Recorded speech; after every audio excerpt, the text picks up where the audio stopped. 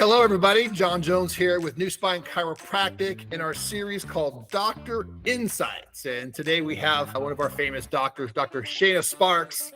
And Doc, thanks for joining us, by the way. Yeah, no worries. I'm happy to be here. Yeah, and so one of the things I'd like you to elaborate on, which is becoming very popular amongst the chiropractic promotions and publicity that's out there on YouTube and whatnot, is obviously the famous cracking that is associated with chiropractic, right? And oftentimes people even say to themselves, gosh, I need to be cracked. And there's a little bit of a myth and misunderstanding when it comes to this idea of the cracking and what's really taking place.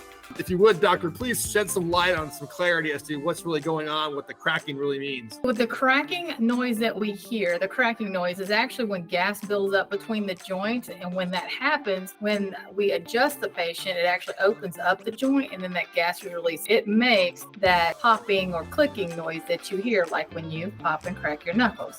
And then tell me how, just because there is a cracking sound or the loudness of the cracking sound, explain why that is not a good barometer to determine the effectiveness of an adjustment. So not everyone makes a popping or clicking noise.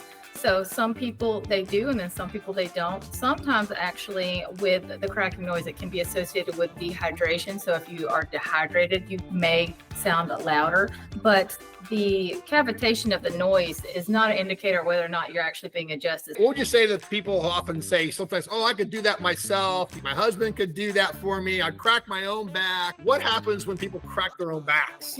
What's going on? That's definitely not okay. So as a chiropractor, we are trained to move specific bones with specific movement. And so if you are twisting your head around or turning around in the seat and you're hearing that popping and clicking noise, you're actually making the joint worse. So what you can be doing is twisting that disc down right on top of itself. And over time, if you continue to do that, you can create a bulging disc. And we definitely don't want that.